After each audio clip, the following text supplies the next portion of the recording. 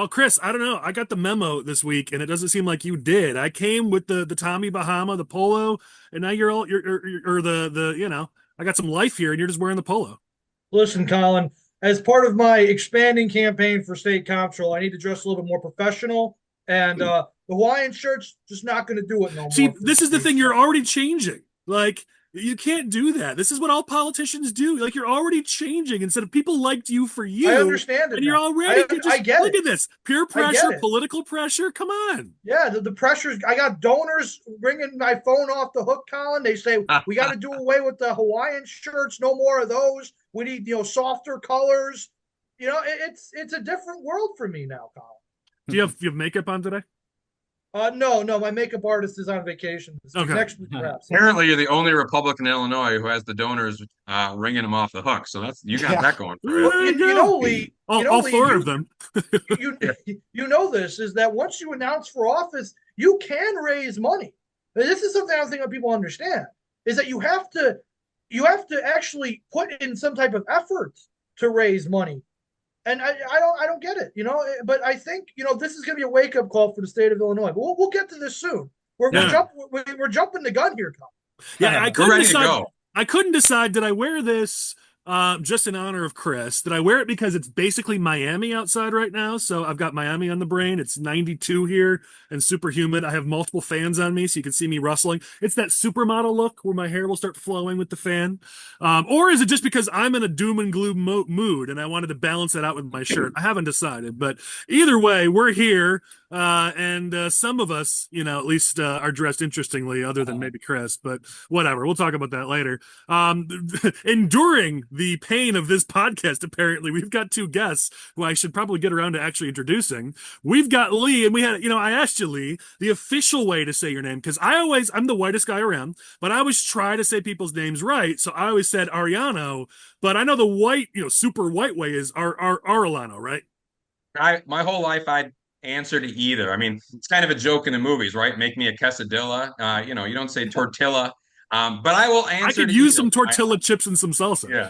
Yeah. When I was a mayor, they just called me Mayor Lee because Yeah. then you skip that whole concern. But it Spanish, it's Arellano, and English, Arellano, and nothing's my fault in either language. I'm a freshman. I just got here. Yeah, see, there we go. And you got the whole Raja thing. Just call me Lee. Just call me Raja. Yep. You go raise 20 million bucks, and now you can be the Yes. next. Now, if I can mimic that part of Raja, we're off to the races.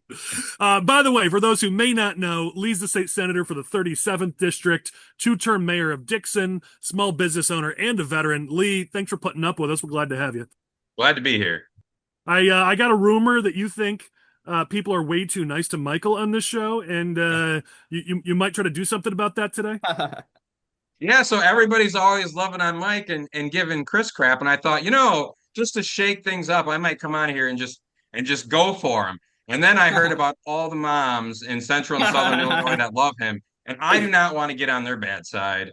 So I'm going to do my best to make an alliance as often as possible with Mike. I've completely flipped strategies. See, we're already seeing the peer pressure. If you guys, for our viewers and listeners, you want to see political peer pressure at play, look at Lee's backing down. Chris is wearing Respecting a the boring polo. constituents. That's what you're looking for. Respecting the constituents. That's why you're elected and I'm not, right? You actually know how to play the game. We also have with us Matthew Rauschert. Did I say it right? Yeah, I think my name might even be harder than Lee's. But A little yeah, bit. Rauschert. It works. Okay, I was like, I've heard Rauschert, but I don't think that's right. I think it's Rauschert. Yeah, I'll take anything, but Rauschert's correct. Yeah. Matt, that dude who apparently, as we'll talk about, seems to be just pissing people off, which, hey, that's a man after my own heart. But let me just give you your bio real quick. You're the chairman for the Make Illinois Great Again PAC. You're a manufacturer, you're a business owner, and the campaign chairman for Dylan Vansel in IL-17. You've run for office before, so you've been around the block a bit, and we're glad to have your perspective this week. Yeah, glad to join. Let's get rolling. All right. I like that. Oh, and speaking of which, I guess we've already kind of introduced them, but we've got Michael, the person that everyone seems to hate to love, and then Chris, the one that everyone seems to love to hate. What's going on, guys? Hey, all good. It's another beautiful day in Illinois, Collin. It's another step closer to making Illinois great again. That's what I always say. Oh, it's going to be a fun week. All right, we got a lot of politics to talk about this week because petitions started being passed this week. You wouldn't know it looking at the lack of statewide Republican candidates, but we'll get into that in a second.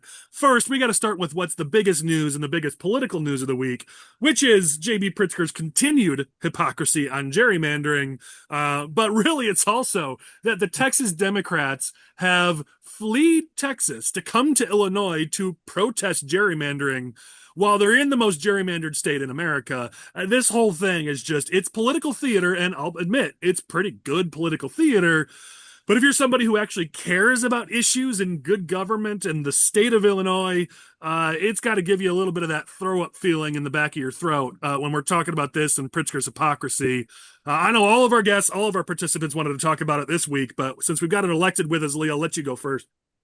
Yeah. I thought Representative Hauter, my friend, made a great point. He shared on Facebook a map of where the Texas Democrats were staying, but he made it in the partisan lines surrounding them, kind of just to visualize how gerrymandered the place they ran to is. So, I'll start by saying this. I have opposed all gerrymandering at every level of government for decades. I opposed it during my Tea Party days. I've opposed it since. I don't care where you are. I don't care if you're a county, a city, a state.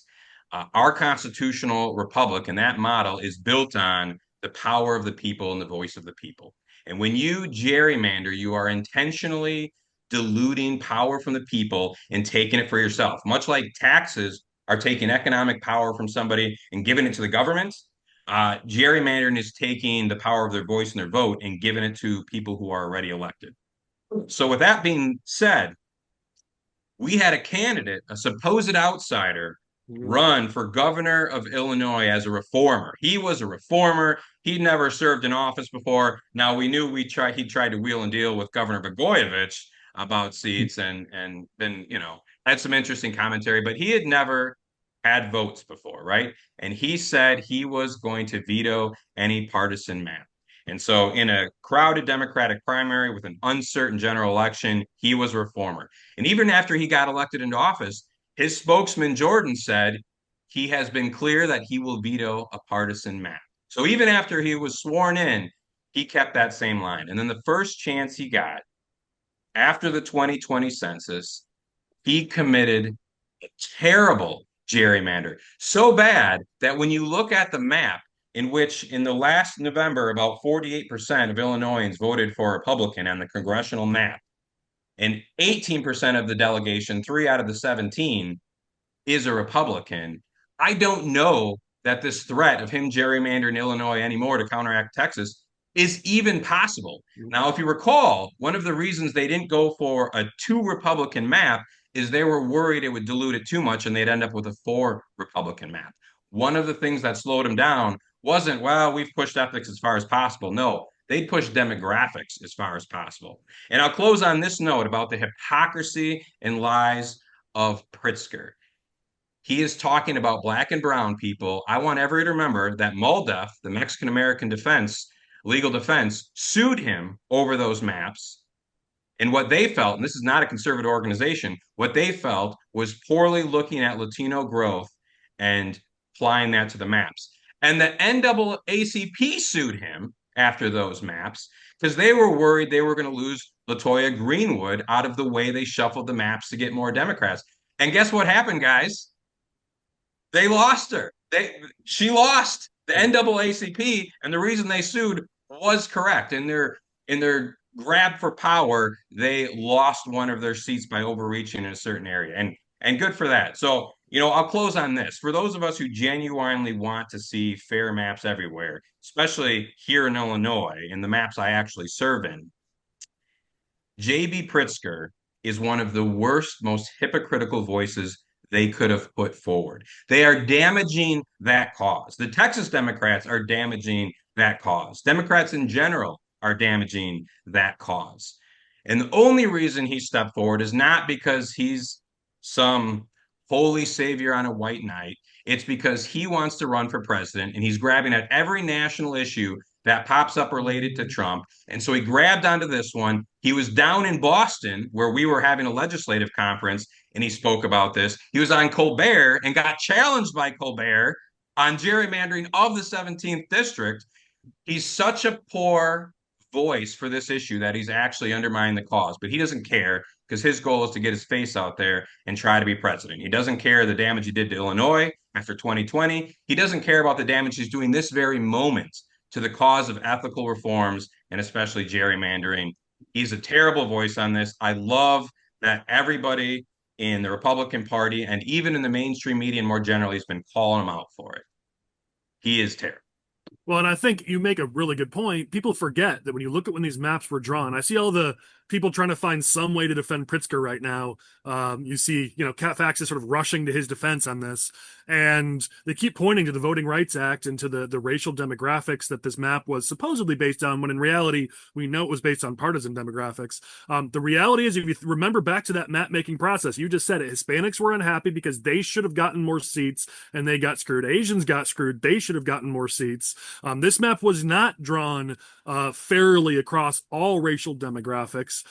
Blacks, African Americans, they got solid representation in this map, but it was not done fairly to all demographics. And I think that's been very much forgotten since these maps were finalized. Well, just to be kind of clear on the Voting Rights Act point, I don't think anybody in those interest groups objected to the congressional map, which seems to be the center of this whole argumentation. They were more so objecting to the state House map and the state Senate map. Chris, I do remember there being complaints about the congressional map as well. No, I don't believe so, because the African Americans walked away with 3 districts and the Hispanics walked away with 2. So, which was a net gain for the Hispanics. It was more so an argumentation that there needed to be more Hispanic districts. There was a map drawn. And I think Butler was the one who sent it to me, so it's in my phone somewhere. There was a map drawn. Chris, I'm sorry. I'm just going to do something here. You're like the 80th person I've seen do this. Well, the congressional maps are fine. Okay, Pritzker signed gerrymandered maps at every level. So let's stop rushing to his defense about, well, some of the maps were okay. That's total BS. No. My point is not that the congressional map is fine. It is simply a point in which the interest groups are representing declared that map fine. The congressional map still is gerrymandered. Okay, and this is the point I was. All the state maps, we can agree. There are problems. They're all gerrymandered. All these maps are gerrymandered. The point here is Pritzker's a giant hypocrite. Yes, of course. I am simply saying is that many people try and rush to look at the Voting Rights Act districts and say this is why the map is gerrymandered. It's not really. That's not why the map is gerrymandered. The map is gerrymandered because there's a district that goes from East St. Louis to Urbana-Champaign. Okay, that's to make a Democratic district in Southern Illinois. The map is gerrymandered because the 11th congressional district goes from Lamont all the way around the suburbs and ends up in Lake County. Okay, the 9th congressional district goes from Evanston all the way to Cary. Okay, that's why the map is gerrymandered. I think people lose the plot when they look at a district like the 4th district and then they use the old map of the 4th district for some reason and say, look at this gerrymander. It's like, well, no, that's the Voting Rights Act. You have to look at other districts or better districts to make the point that the map is gerrymandered than the ones that are being put out there. That was my point. Okay, so Chris has done his job defending his buddies, the Democrats. Anybody else have thoughts on this? Well, I think you look at like these ratings from all these outside groups on our map, and across the board, we're getting, an F letter grade for how bad the gerrymander is in this state. And then, it's incredible. Like these Democrats from Texas fly in, they want to hang out with Pritzker. Pritzker wants all this attention, but this is the worst state possible to make this case in. I'm sure there's another state in the country they could have flew to with the Democrat governor that didn't have egregiously drawn maps like the ones that we have. And I think it's, if only we had a serious candidate for governor that could take advantage of this. But every time you open up Facebook, you turn on the national news, you watch the Colbert show, just across the board, people are ridiculing Pritzker, even to his face, for these maps. And when he was asked by Stephen Colbert about it, he said, well, we gave him the map and some crowns to some kindergartners, and they took care of it for us. And it's like, oh, so that's how Pritzker's talking about members of the General Assembly that are from his party? What a terrible response. You think he would have had something better, queued up for that. Maybe lean into, we wanted to make sure minorities, were represented, so that's why they're drawn that way. Instead, he said, they were kindergartners. It's like, well, if kindergartners drew it and you didn't like it, then why didn't you veto it and send it to an independent commission? Like which you promised to do. Says. Yeah.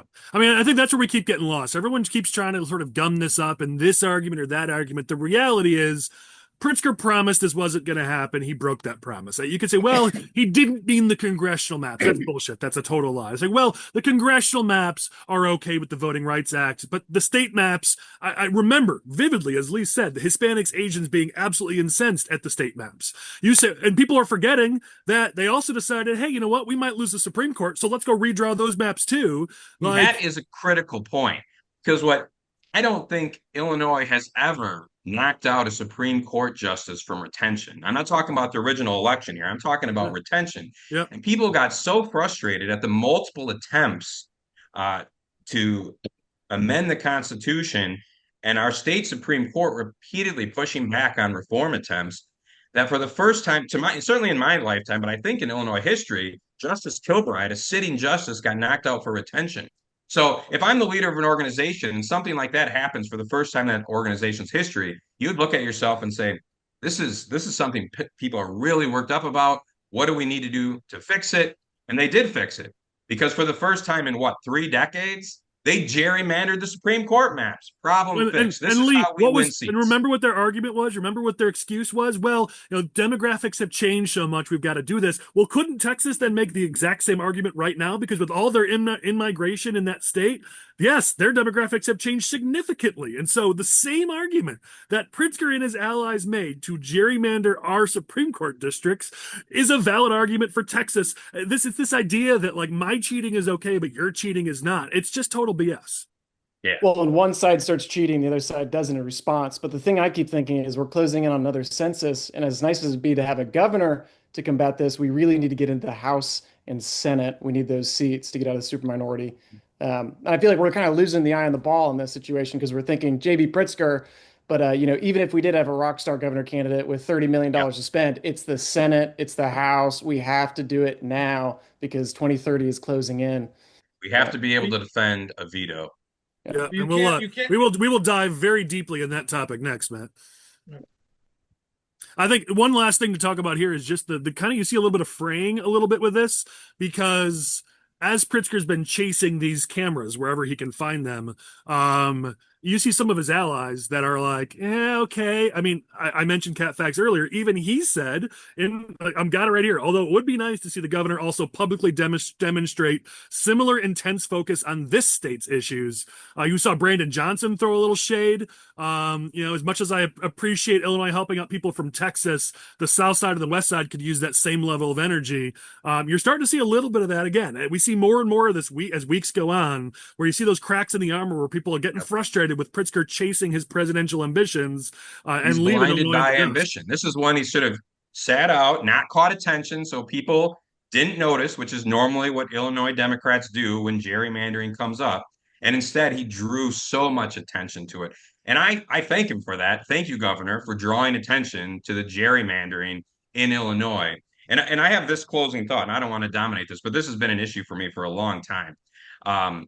The thing about gerrymander in Illinois is you don't just gerrymander by partisanship. Because of how big Chicago is, you also gerrymander into rural versus urban and suburban camps in a way that you can't do in, say, California or Wisconsin, because there's not just one big city dominating it all. You can't gerrymander for Madison because then Milwaukee and Green Bay are going to be, no, we don't like this, right? And so what you see is it's sharpened the Chicago versus the rest of the state fights because people know they're being repressed. And it's also sharpened the financial battles. Look at the public transit discussion in Chicago. It's been directly affected by the gerrymandering. Chicago overplayed their hand, blew that whole thing up, and now we have a big problem. And my last thing I'll note is, since they're deciding to apportion out legislative money by partisanship instead of who voted for the budget or anything else, that rural versus urban dynamic is also financially punishing people for choosing to live in a rural area. So there's all these ripple effects of corruption bleeding out from it. Yeah, we see that all the time. We're all told, don't you dare say negative things about Chicago or attack Chicago because they're the economic engine of the state, and that part is true.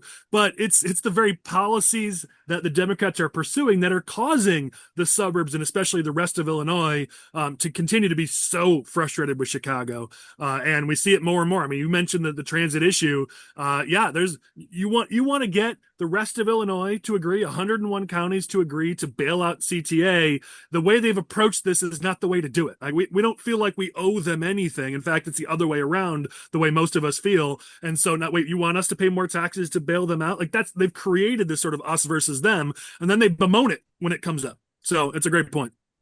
All right, let's get into some politics. We've talked policy, we've talked hypocrisy. Let's talk politics. Illinois Policy Institute has reported on a poll that they've run that shows that for the first time, JB Pritzker's favorability is actually underwater. We've reported a number of times on this podcast in polls that other people have done and polls that our company, Core Strategies, has done, that we've seen Pritzker's favorability be just above a break even in the single digits, which is not great for an incumbent who hasn't really been seriously challenged in his elections, who has spent millions and millions and millions of dollars, and who's had a media who, frankly, has kissed his ass for 6 to 7 to 8 years. The fact that his favorability has been in the single digits was not good for him. Well, now we've got the first poll that actually has it in negative, which is what, he was 47% favorable, 50% unfavorable, so -3. It's not a lot. But the reality is, voters are starting to sour on Pritzker for a number of reasons, whether it's their frustrations with his presidential ambitions and not caring about Illinois, all the controversies we've seen in his great administrative skills running Illinois government, the horrible situations in DCFS and Illinois youth prisons where our kids they're being murdered, they're being raped in prison. These are serious things. And then, of course, you've got all the economic factors where Illinois is last or close to last on pretty much every single one. Voters are starting to see this, and it's really, really hard for a governor to win a third term. And we're starting to see that might look the same way for JB Pritzker. Now, I have to give the other side of this, which is, despite all of that, we still don't have a serious statewide challenger, not only just for Pritzker, for any of these races. In the past week, Darren LaHood has announced that he won't be running for governor. Not a surprise to anybody, but it is official now. We also saw over the weekend, Richard Porter announced that he would not be running for U.S. Senate. And we've got other updates. Don Tracy looks like now he might be shifting over to the Senate race. We'll find out about that in the coming days, I'm sure. We've got the Illinois ran a piece. Del Mar looks like he's inching towards a run. Dabrowski is still trying to line up support to do a run. But everyone's still talking about maybe doing something. We got 7 openings. Petitions started being passed this week, and we got nobody serious running in these races. When Pritzker shows serious signs of vulnerability. Let's let our guests go first on this, because Michael, Chris, and I have been ranting on this for a while. So feel free, guys, to jump on in. But I understand all the challenges, but my goodness, we need some candidates. Hey, you go first. I went on the last one, and then I'll jump in.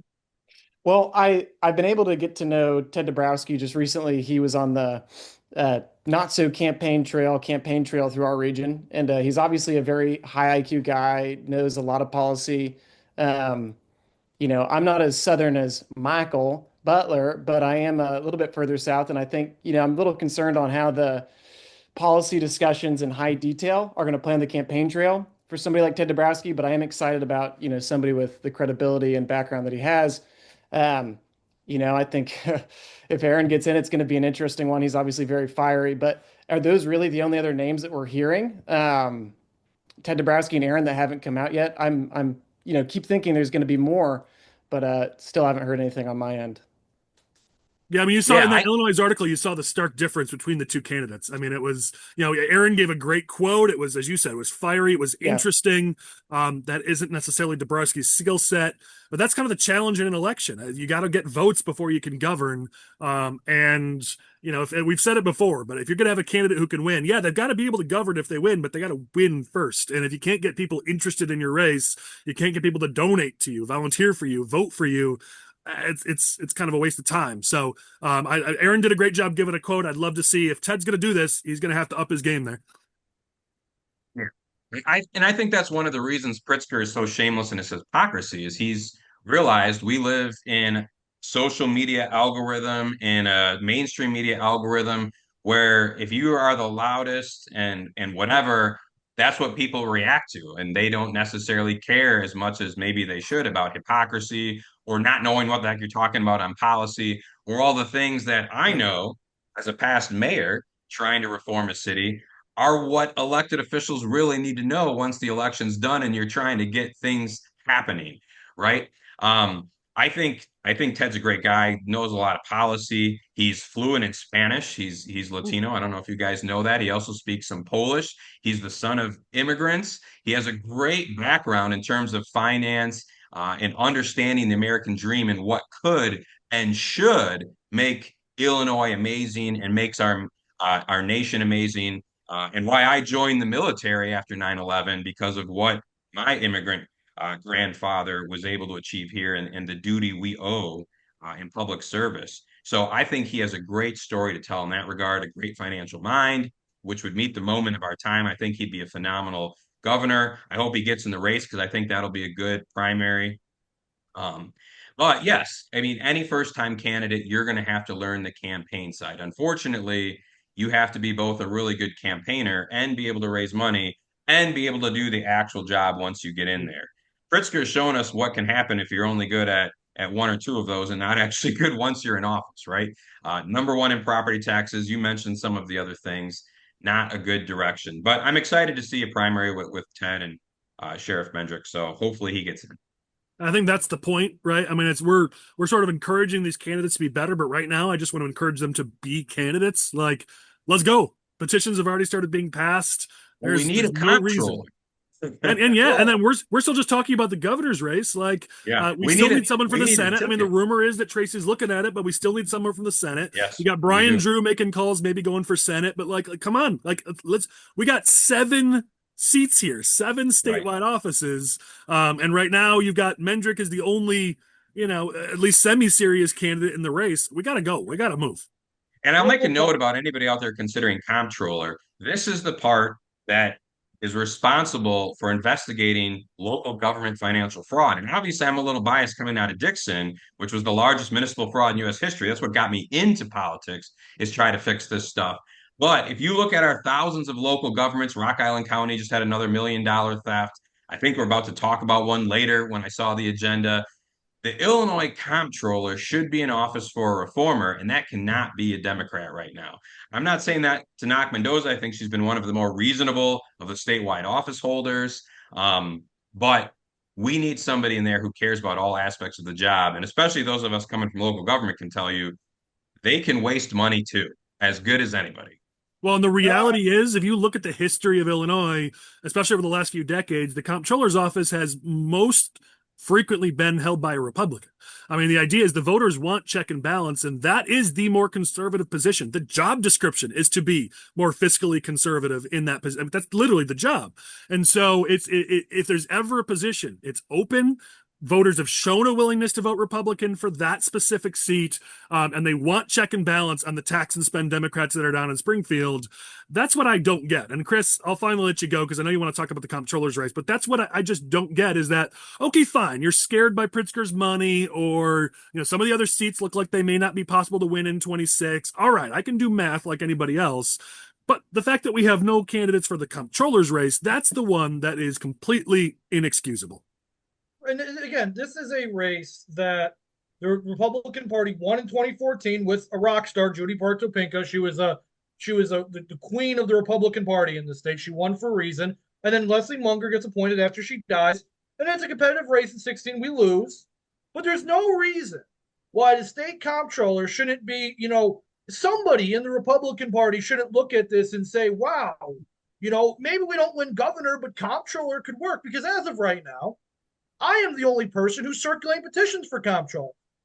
Like I told you guys last week on the show, the petition was drawn up and the petitions are being circulated. So if you're the Illinois Republican Party, you need to ask yourself, do you really want me to be the nominee for Illinois comptroller?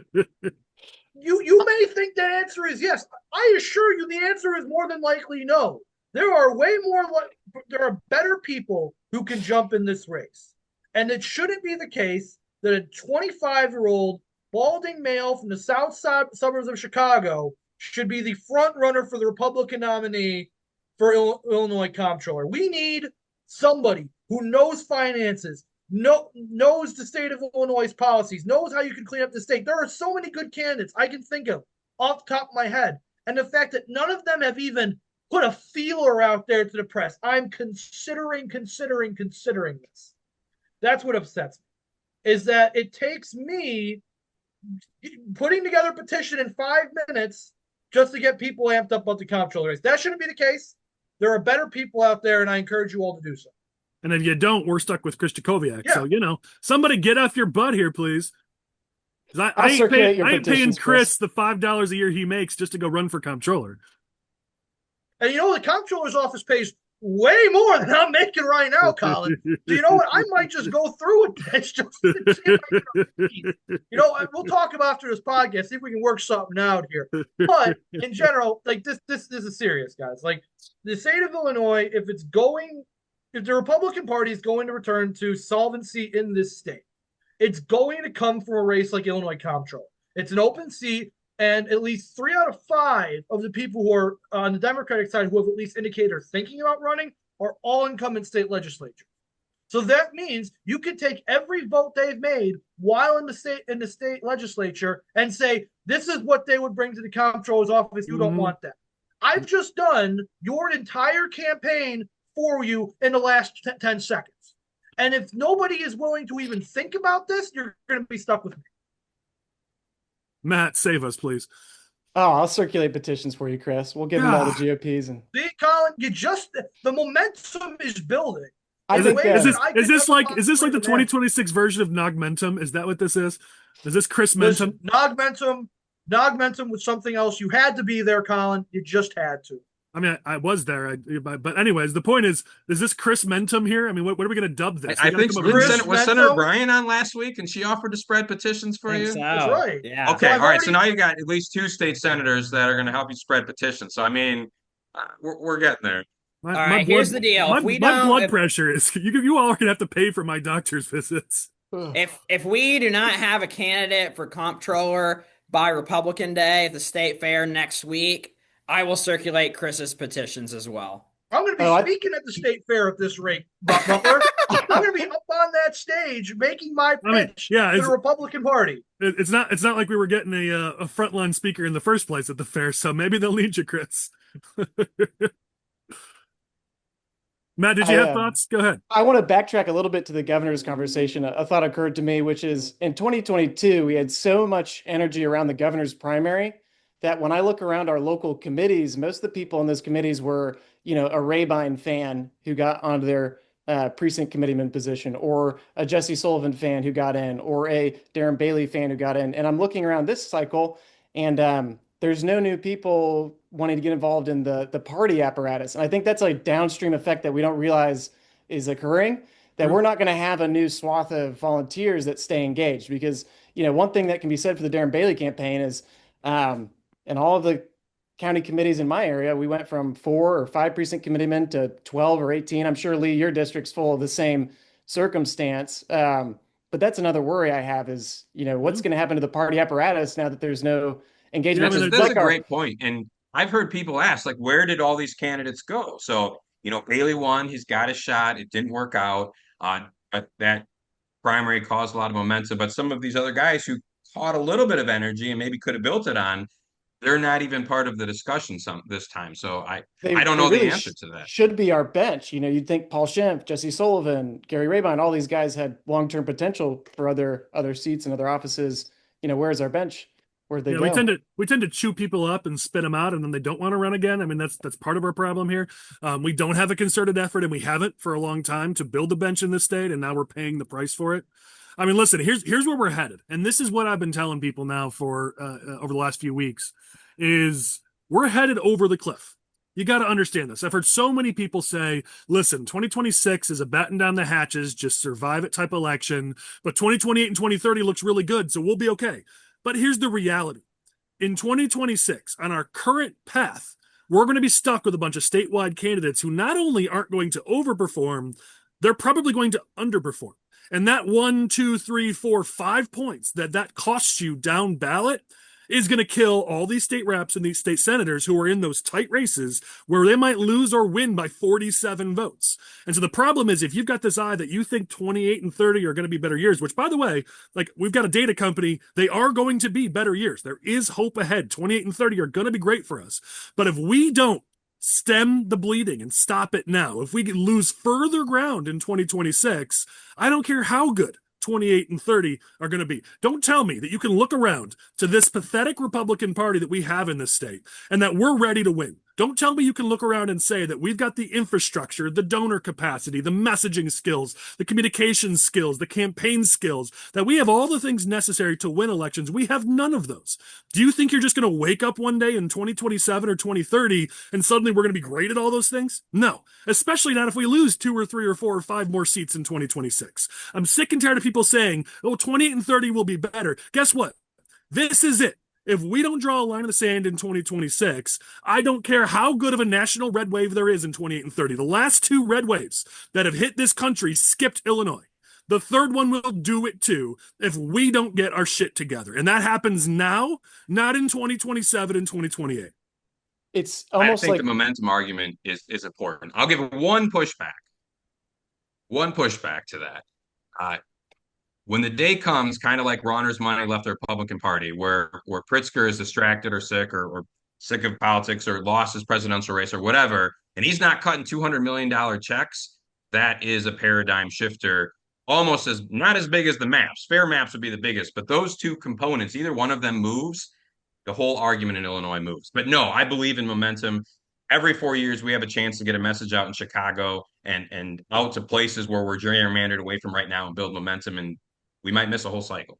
I mean, and Lee, you're right. That's why we're saying 28, 30. There are better days ahead. The Trump drag in the suburbs is going to be reduced. You've got Pritzker will move on at some point here or just be weakened or beaten ideally. Like there's a lot of reasons why the skies look clear on the horizon. But the problem is people are like, well, Michigan did it. Virginia did it. Listen, I've done Michigan politics. I've done Virginia politics. They didn't turn it overnight. The country figured it out overnight, but it was 3 or 4 or 5 cycles of hard work and a little bit of gain here, a little bit of gain there, some growth here, infrastructure, training, learning, growing, gaining, and then they flipped it overnight. It doesn't just happen. You don't go from the most abysmal Republican Party in the country to, hey, look, we flipped the state red. That's just not how it works in politics. Which is kind of what Matt was saying, I think, a little. We need those grassroots folks involved. Yeah. I would also try to paint the picture to somebody who's thinking about running for comptroller is like we're at the bottom of the market for Republican politics in Illinois. It's almost like we're a corporation. Everything's gone wrong. The share price to buy in is very low.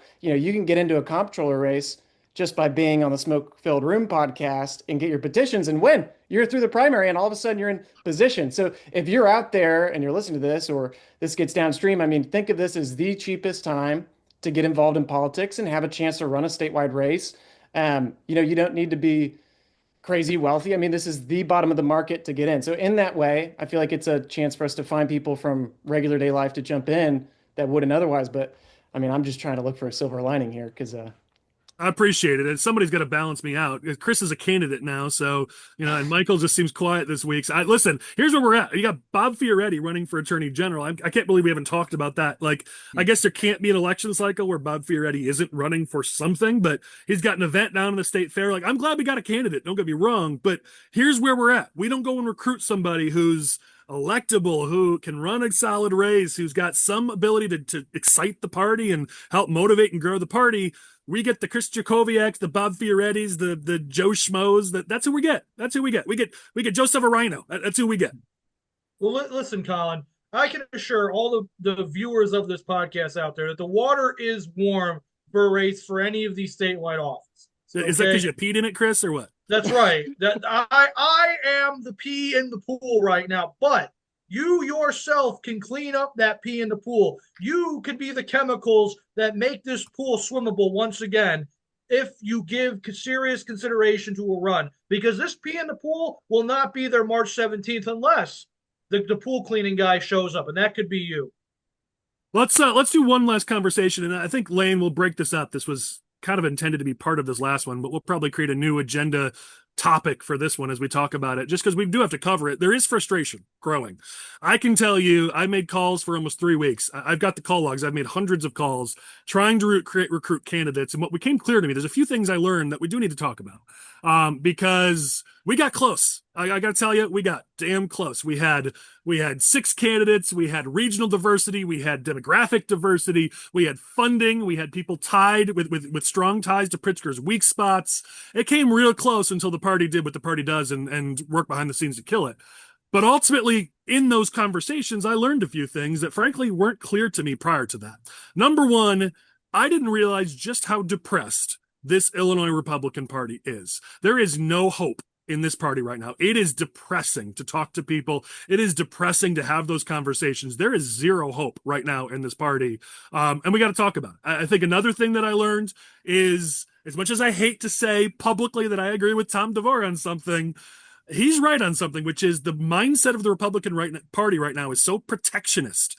We don't want to give anything up. We get our tiny little piece of the pie, our tiny little fiefdom, and then we refuse to give it up. I'm going to be a state senator for 30 years or a state rep I'm not going to give up my safe seat. And yet that's how you build a bench. You get in, you get up, you move up. You get in, you move up. We get in and we park for frickin' forever because we're so afraid to lose that tiny little piece of the pie that we have. And yet we're in the super duper minority. What are we risking at this point? What is it that we're giving up? No disrespect. We've got a state senator here who I've loved. Lee, I've loved you since you were a mayor. Like, I love you, but being a state senator is no big deal. Again, no disrespect, Lee. I love having you here. But the reality is you're a state legislator. You're in the super minority. You get next to nothing done in Springfield. Thank God we have people like Lee who are fighting. But if you're saying this is the thing, this is the lottery ticket that I have won, that I'm never, ever, ever going to give up, I'm just going to protect it. Like, we've got people like Lee who just got in, and people are begging him to run because some of the people who've been in for a long time aren't willing to give up their seats. So we're going to take Lee, who's been in for a few minutes, deserves a little bit of time to grow up his profile, and we're going to sacrifice him to the wolves because the people who've been around longer aren't willing to get off their butts. Like this, we are so protectionist, and I don't know what we're protecting. My buddy Keith Brin, who's been on here, says we're king of who gives a shit. Like, what is it that we're protecting right now? Like, we need to show a little bit of backbone, some balls, and get out there and fight. I've got a couple more, but if you guys got thoughts on those two, I'll open it up. Let's Chris and Mike go first. Let's hear it. Yeah, Well, Chris. I think, a big part of the problem is that there's a lot of people that are just risk averse, right? And it's like, well, they feel comfortable where they currently are. They're not willing to make that, upward move because odds are, they're going to be, out of office, because are they really going to win statewide? Probably not. At least that's what they're thinking.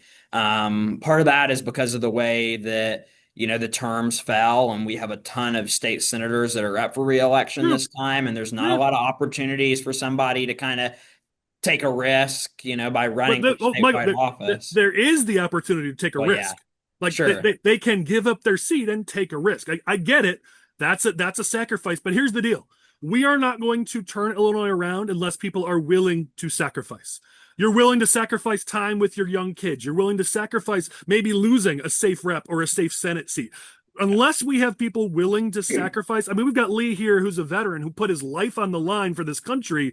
You're not putting your life on the line with today's politics, maybe a little bit, but you're not going and serving in Iraq. You're not being away from the family for 6, 12, 18, 24 months straight. Like, that's real sacrifice. You're giving up a rep seat, which, by the way, when you run, you've done a favor for the Republican Party. You've helped salvage the Republican Party. Trust me, the job offers are going to flow in after your race. So you're not sacrificing anything. You will come out ahead, but whatever. In the short term, yes, you're maybe giving up a seat, but like, we're not going to turn this around unless people are willing to make a sacrifice personally. And not one, not two, not 10, we need 100 people like that who are willing to put in the sacrifice. Right now, we're struggling to find one or two. That's where we're at.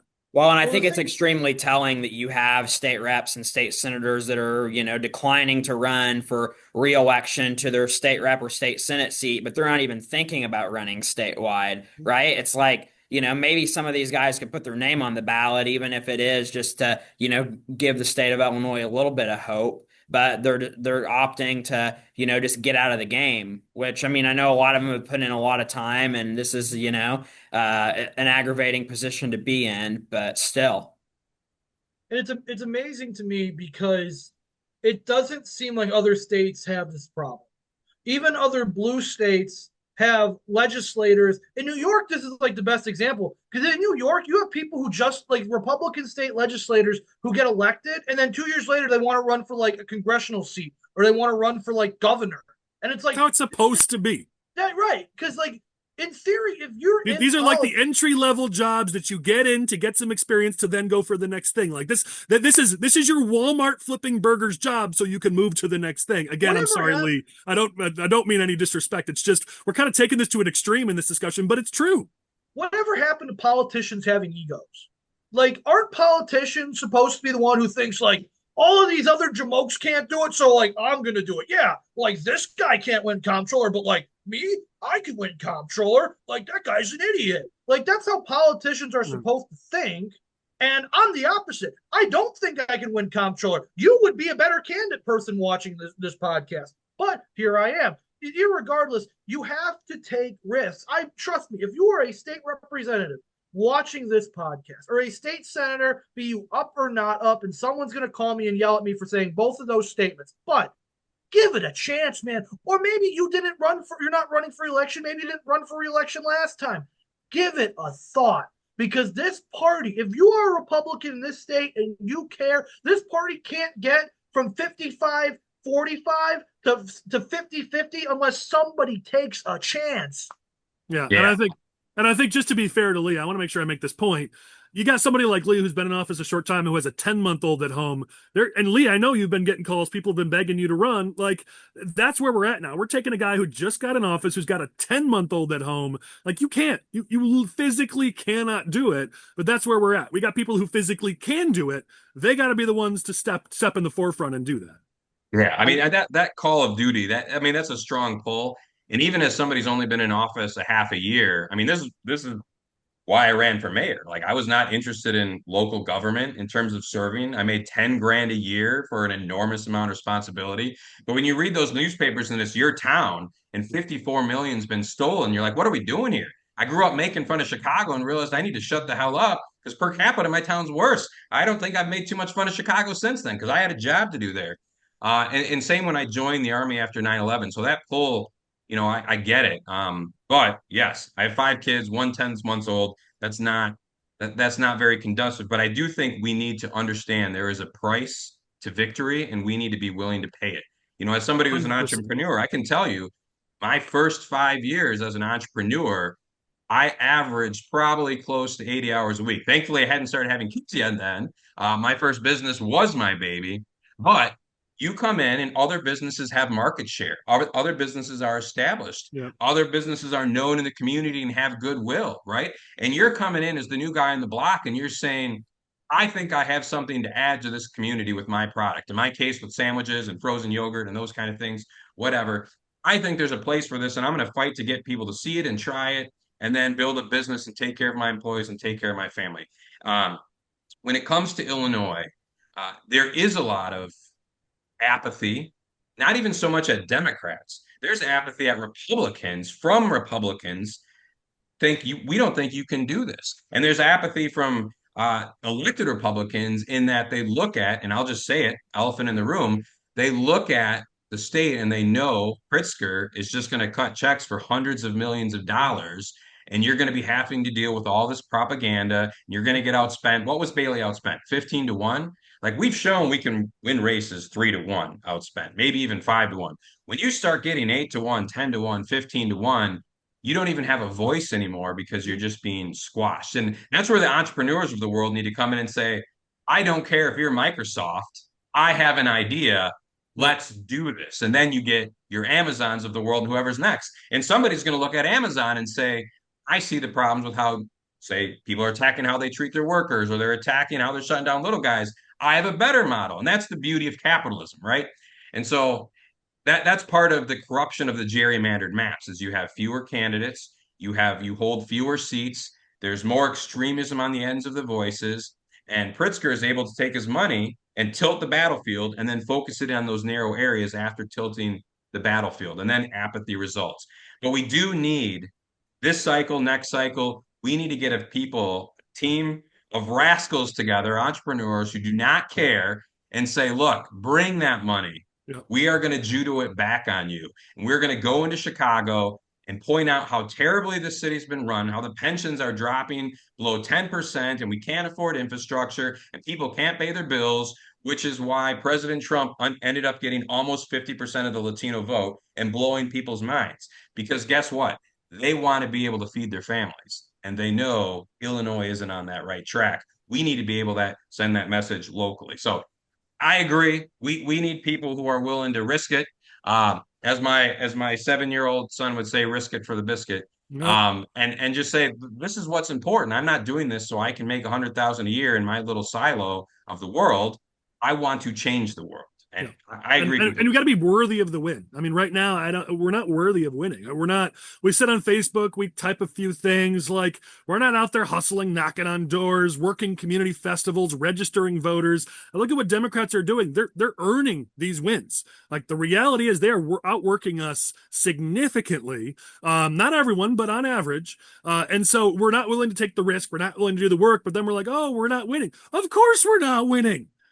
Like, this is not a hard equation. This is not hard math to do. Illinois is paying the price. And, Illinois and, needs a and that's strong where it comes Republican back Party. to, Lee. And that's where it always came back to in our conversations was at the end of the day, yeah, you might lose. At the end of the day, yeah, you're making a sacrifice. But think of the people that are being hurt.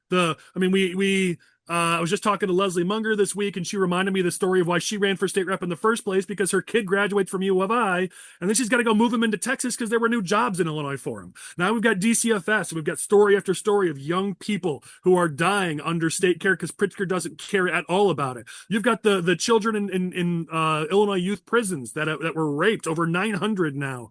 You've got actual lives. People are actually dying, and at a certain point, you got to say, somebody needs to be their voice. Someone needs to step up and stand for them, even if it comes at personal cost. Even if Pritzker spends $100 million to ruin your reputation, even if you know you're going to lose, someone needs to be their voice because we got to start to rebuild this thing. We need an infrastructure. We got to rebuild. We need a message. We need to know what it means to be a Republican in this state. We need to put all these things in place now so that in 28 we could actually go out there and win some stuff. Like that. That's the reality. Just to reaffirm exactly what you just said, if I'm a donor or I'm a business owner and I see us not fight this cycle, but everybody's saying it's a big opportunity the following cycle, I'm saying, no, you guys just did abysmal. There's no structure. I'm moving my business to Missouri. No way. I mean, Yep. we have to prove now that we can fight because once the circumstances are right, we need the investment. And if we That's can't proof show of that concept, now, right? Like maybe you're picking one race like Comptroller, or maybe you're picking one or two ledge districts, but go proof of concept and prove, yes, we can win. So you can go to those donors next cycle. I'm not saying we're going to flip Illinois in 26. Again, I own a data company. I own a polling company. I can do math. I get it. But you got to be able to build on something in 28. And right now, we're not giving ourselves anything but a bucket full of sand to build on, and that house does not ever stand. and to add one more thing, not to go over the top on this topic, but I think the lack of optimism about moving the party forward leads to even more of this party infighting. Because You if know, people Matt, start it's to write funny things you say off, that because I was going to bring that up. So let's talk about that, uh, and then we'll close out this topic. But as you start to see, I've seen this in other states. Okay, I've watched it happen. We've seen it happen in Illinois now for over a decade. When we're not fighting the other side, when we have no hope, when we're not beating the other side, then we're just going to start beating each other because we want to win something. So let's just beat up each other and maybe we can win some of those stupid little battles internally. And now we feel better about ourselves. And that's what's happening. You see, Finkston in Illinois had a story about people are starting to get real frustrated and attack state party chair Kathy Salvi with some frustration there. You saw Jeannie Ives come out and say that Tony McCombie should resign over a separate situation, but I've never seen Jeannie say that before. And the way she worded it, literally a quote, and we'll put it on screen: McCombie must be forced to resign. That's about the strongest statement I've seen from Jeannie Ives on something like this. And then we had two different coup attempts in different counties of the Republicans. There was one in Kane County that didn't succeed, one in Rock Island County that didn't succeed, or at least partially kind of succeeded. I mean, this is what happens when we're not fighting the other side. We fight amongst ourselves. And Matt, I know you obviously have a front row seat to the fight in Rock Island County. So tell us how destructive this is when we fight each other instead of fighting the other side. I mean, I think the Rock Island party dynamics are personal and specific to Rock Island County. But on the broader scale, I mean, I hear people say things to me like, well, we're not going to win anything this cycle. We might as well get rid of Representative Blank. And, I ran against an incumbent Republican once. So people assume that I'm still a Republican hunter. Um, in reality, I just want to see us win seats. So, I hear all these things and I get looped into all of it. And, there's probably reps right now that think I'm after them. I'm not, for the record. But it is a real symptom. I mean, I hear it all the time. Lee's laughing at me, but yeah. I feel safer now. No. No, not you, Lee. I'm ready to help you run for governor anytime. But I think the point here is we saw it in Kane County. We've seen it now, Rock Island. We've seen it all over the place. This is where we are now as a party, that we're just I mean, the circular firing squad isn't even describe us anymore. Like we've moved whatever level is beyond that is where we are right now, where we're just eviscerating each other and we're not even fighting the other side. We don't even have a statewide candidate. We're spending all of our energy ripping each other apart and we're not even fighting the other side. Listen, I started one of the first things I ever did in my political career was take out a fellow Republican. So I understand there are times that you need to do it. But when I did it, it was because he was caught in his basement with prostitutes and he needed to go. Like there are clear lines where you go, okay, yeah, we all agree they need to go. And then they're just, I don't like them personally, so I'm going to go after them. Or in some cases, they're not supporting my favored choice for state senate, so I'm going to go try to wipe them out. I mean, this is what you see, either the John Zom strategy out by you, Matt. I mean, these are people who just all they want to do is tear down the party for personal gain. That's not the right way to do it. Yes, there are times where a Republican who needs to go should be taken out. But right now, most of what we're seeing is people just operating for self-gain. Well, yeah, I'm going to have, multiple, at least two primaries probably in my county on the Republican side. And then you go further south and, there's a state rep primary, probably going to be a state senate primary. It's just, I don't understand how people think that we have the time, the money, the resources to even explore these things when it's like you're running against an incumbent. You're probably going to get 20% of the vote if you're lucky. We're going to spend, $500,000 plus on all of these races. Then we get to the general election and we're going to be digging under the couch cushions like we always do. And if we're going to, build this party and grow it and, make a difference in this state, we need to be focused on the right things. And you look at some of the numbers in these districts and you say, well, we lost, a county board seat over here by 17 votes. We lost one over there by 13. We're going to talk about, Liz Bishop running again for state representative. That was, the closest race in the state when it comes to, Republican on Democrat. So let's get something done. Yeah. Yeah. And I'll close it with this. Let's give them some support. I mean, again, we're about to talk about a bunch of candidate announcements for legislative races, and there's some exciting announcements we're about to share, which is awesome. But the problem is you put some of these people in these races where they're going to fight to win by 47 votes, and you don't give them help above them on the ticket. Like, remember, these candidates had Trump above them on the ticket last time around, who overperformed what he had done before in Illinois. That's what our candidates got to run on in 2024. In 2026, right now, there is literally just a vacuum, a chasm above them on the ballot. That's going to be enough to sink some of these people in these tight races. We're going to have to show up and give them some help. Because here's what happens if we don't. Next November, we're sitting on this podcast and all these candidates are saying, well, I did the best I could. And the caucus chairs are saying, we did the best we could, but the headwinds were too difficult. We right now can control the headwinds right this moment. We have several months left to do it. So if you don't do anything these next couple months to improve the headwinds, then don't bitch and moan next November that the headwinds are what sank your candidates, because you could do something about it right now. That's it. I'll leave it alone. All right, we got some candidate announcements. Let's talk about some races. The first one's real exciting. House District 52, Marty McLaughlin has decided to run for re-election in his House seat. I've got to be the first to say, I know that was a tough decision for Marty. Listen, he wanted the Senate seat. He felt he had earned that Senate seat. I know that was tough for him. We very rarely see people do this in the party, where they do the right thing for the party, which may be a tough personal decision to make. Marty has done that here, and so I want to go on record saying thank you and good job, Marty. The party now needs to get behind Marty. 52 is going to be an incredibly difficult district to be able to hold on to. The party has got to show up for Marty and help support him in that race. Chris, plan truster, you want to talk about this? Oh, yeah, it's the plan truster. Chris just had like a mini stroke and disappeared on us. I'm sorry, I was thinking about my victory speech for November. In any case, Marty McLaughlin, the plan trusters are we've never left. The plan trusters have never left, but we are with you 110% for your reelection campaign. Do not let the naysayers get to you. Do not let the doom grifters doom you out. It is a fact. Marty McLaughlin will win re-election. You heard it here first, folks, because we have plan trusters on our side. If he would have ran for state senate, he would have lost. We all know these things. The doom grifters would have been right, but Marty McLaughlin, the plan trusters, are with you 110%. Listen, the reality is he held on to that seat by 47 votes, and the Republicans didn't show up to support him. Some outside groups like 150 did, which is awesome. But this time around, in an off cycle, that same race doesn't win. You run the exact same race this time around. It's not coming out 47 votes ahead. It's coming out behind, unfortunately. And so the party's got to show up here. I know there's personality differences. And listen, some of those are Marty's fault. Let's be real. Okay. I get it. I mean, I just you saw Illinois, you saw Finkston talk about how, he couldn't get a response from Marty. Marty didn't even send him the press release. Just so you know, Marty, almost every time I talk to Finkston, he talks you up. He's one of your biggest fans. Like, you're not gonna, you need all the allies you can get here. Politics is about addition, not subtraction. Like, if you're not even working with Finkston, who's one of your biggest fans on the planet, that's not the way you're going to win this race. So Marty's got to do a little better working with people, but the party also has to do a little better here, showing up for Marty. Listen, if we're losing House District 52, we're never, ever coming back in Illinois. That's not a seat we can afford to lose. Typical. We've already lost 2 former mayors Trust out of the plan, Senate, folks. so we don't need to lose any more former mayors. Well, I think that's the thing, right? I've always said that the Republican Party is strongest when we're running mayors, when we're running people who have led locally. We need strong leaders in this party, and the first place you go to find them is mayors and leaders of towns and communities. And so you're right, we are losing, too many of those types of strong Senator leaders in our Fowler, Republican Senator caucus. DeWitte, both former mayors. They're not running for re-election. Yep. So I can't lose Marty too.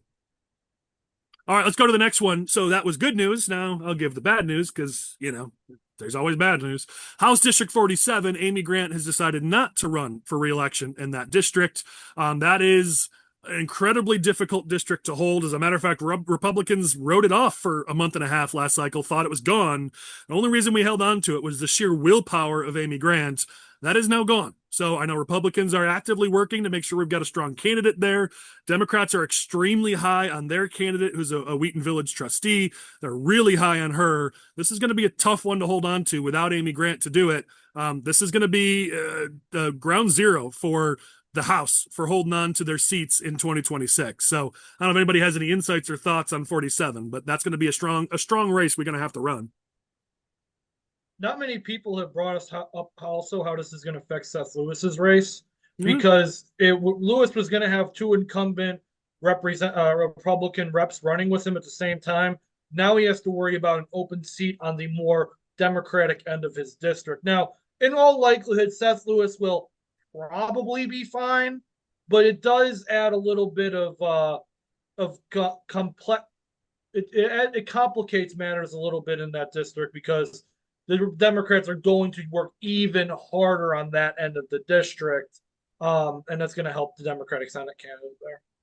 Yeah, I mean, listen, you saw how much Amy Grant overperformed in order to help us hold on to that seat by a sliver, at half a point. She overperformed Trump by nearly 11 points. Which was the third best of any of the contested races. Again, that was Amy Grant's win. That was not a district win. It was not a party win. It was an Amy Grant win. And that's the problem here, because the district itself is trending against us. Locally, it plays more like a D10. Trump lost it by 10. I mean, Amy Grant made it an R1, but that was because of Grant. So Republicans have got a serious fight on their hands to try to hold on to the seat. Does she want to run for comptroller? I don't know. I don't think I have Amy Grant's cell number, but if you've got it, give her a call. I do not either. All right, let's move to the next one. It was already hinted at before. Let's talk about it now. Liz Bishop has officially announced that she would be running again in House District 76. We were aware of this before. We didn't know if we had permission to talk about it yet, and we protect all of our sources. So I'm glad we can talk about it here. She will have a primary, it seems, against the candidate she had to run against last time in the primary, but assuming that she wins that primary, she will have a rematch in 76. And it's going to be a different ballgame this time around, because Murray Breuel ran as a moderate, pretended to be a moderate, even though we all knew it wasn't true. You now have a record, and she has proven that we were right and that she was lying. Liz Bishop's going to get a chance to run against the actual Murray Breuel instead of the fake version that they created with their TV ads. That puts Liz Bishop in a real good position. So I am very high. As we talked about in our special episode, all of us are high on this race. I'm high on 76. I'm excited to see Liz Bishop throw her name into the race again. Yeah, I know. Are they going to have a voting record to use? But one of Murray Breuel's staffers is primarying Eric Sorensen, so that adds another, interesting dynamic there, where there may be, some bad blood on the Democratic side in this race, and maybe somebody won't come out and help her as much as they did last time as a result. Yeah, and I want to say this, because I'm going to talk about some of these announcements soon, because Republicans have messaging problem. We've always had it, but we're real bad at it. I want to give credit where it's due. There's a few of these candidates who did well, and I want to point it out. Liz Bishop in her announcement, cost of living, cost of living, cost of living. In the newspaper article, cost of living. I don't know why the House and Senate Republican caucuses refuse to use those words in that phrase, but Liz Bishop actually used it, and there's a reason for it, because it is the number one issue. No matter how much other groups try to convince you that that's not the case, every single poll that's done correctly, not IPI's poll where they didn't even give it as an option, every single poll that polls this accurately, cost of living comes out ahead of everything else. We got to start talking about it. So credit to Liz Bishop, who actually showed the way you're supposed to do this and lead with the issue your voters care about.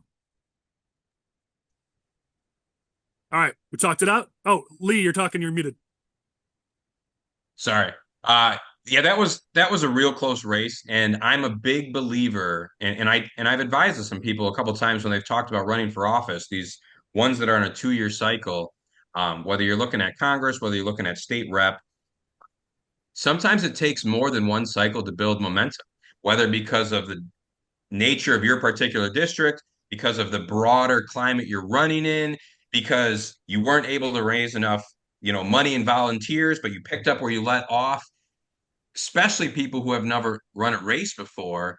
You have skills to learn as a candidate. And while you might be perfect for the office, you're new to being a candidate.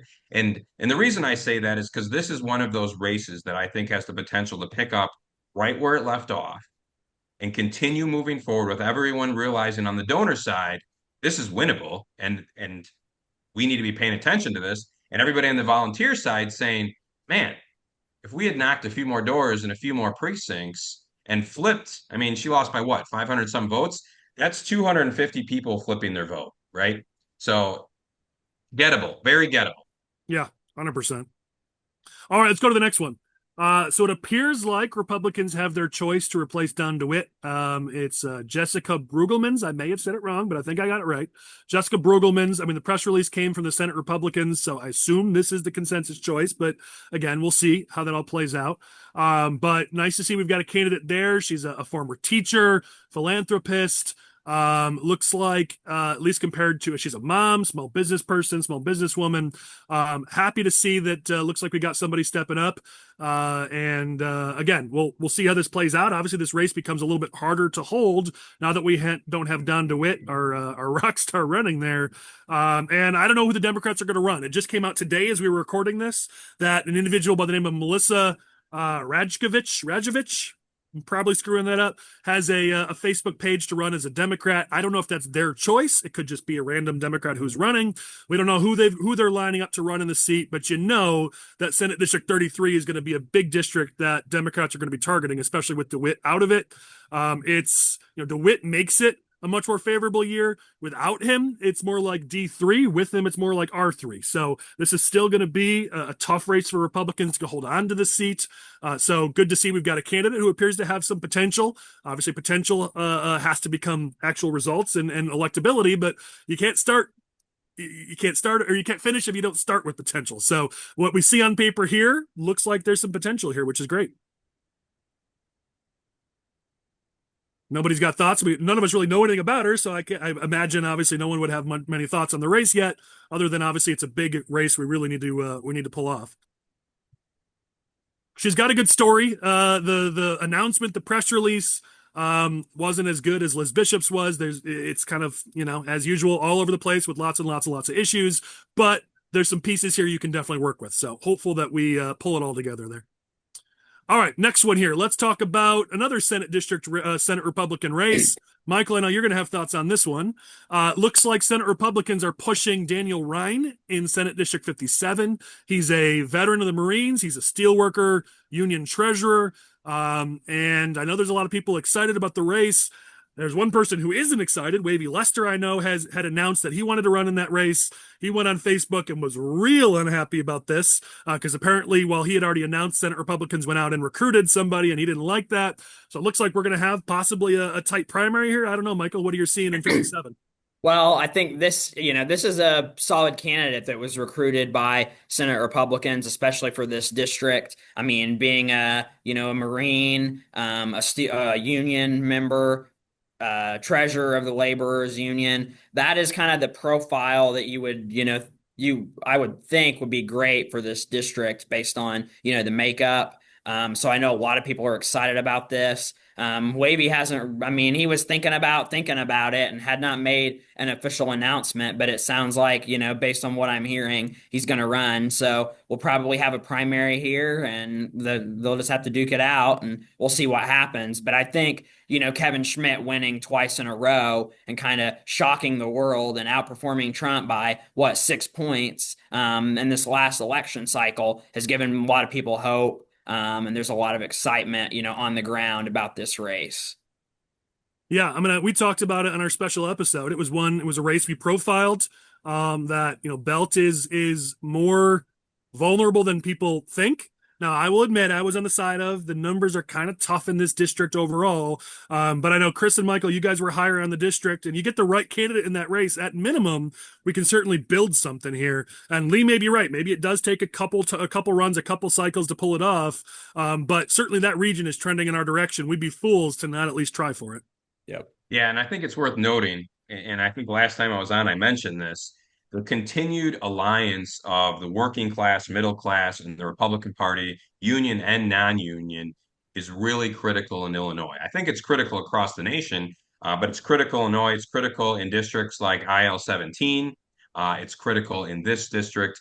And so I think having those at a bare minimum as voices in our primaries, and certainly sometimes as our candidates, is important. So I was excited to see his profile. I don't know too much about the race, but it just harkens back to kind of what I talked about last time.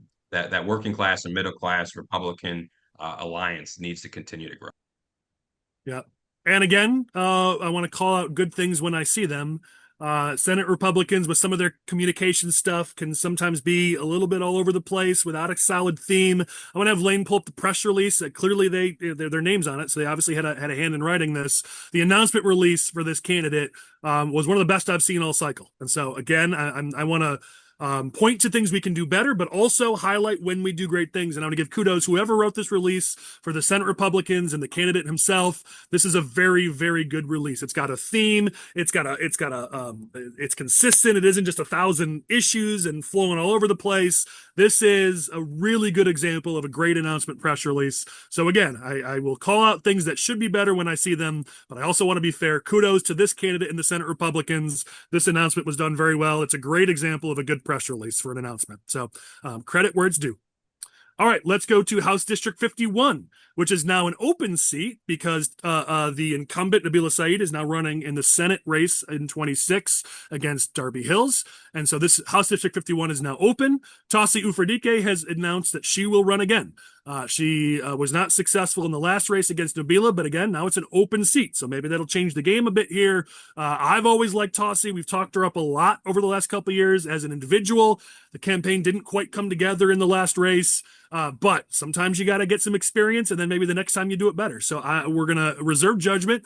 She's got a lot of potential. I really hope she realizes that potential here in this race, because not only is 51, I believe, a winnable seat. It's not as deep blue as it's been going lately.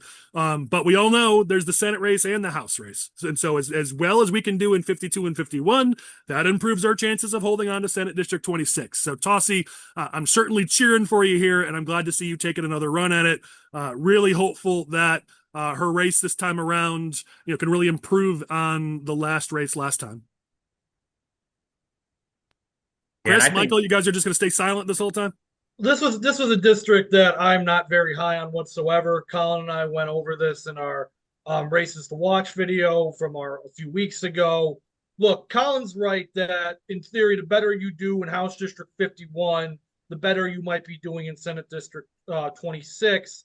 The flip side of that is the worse you do in House District 51, the worse you're doing in Senate District 26. So that's the thing that concerns me the most. I disagree with Collin that the district is more in play than it's been playing. I think the district is frankly playing right now how it should be.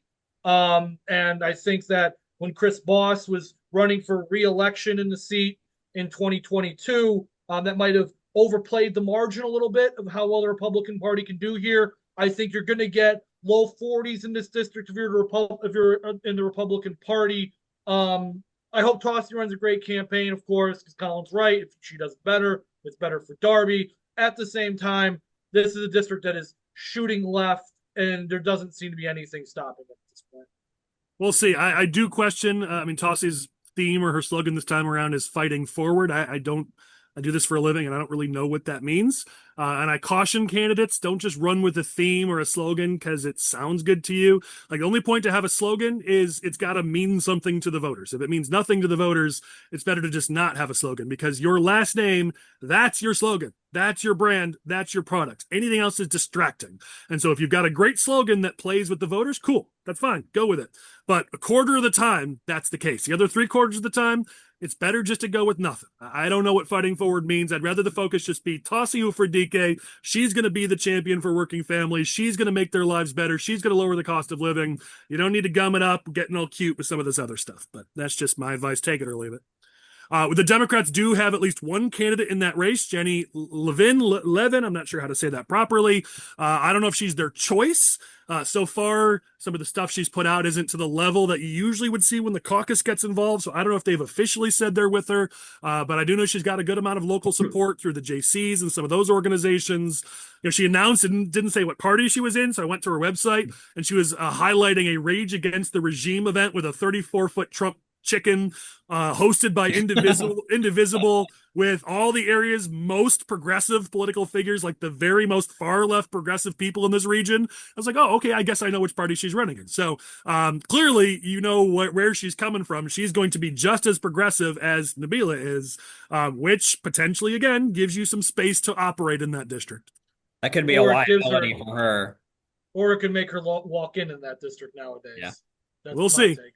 Let's go. Let's head out to a little more towards Lee's area and House District 68. I know we've been hoping for a candidate. We've profiled this district for a couple of years now. That Dave Vella, I don't know why, for whatever reason, Republicans just kind of skip this race all the time. But we had it as a bench in our special episode. We said this was not a district that you could skip past. Trump only lost it by 7. It's going to play D7 even in an off year. And that's with an incumbent like Vella who does overperform. It's still going to play D7.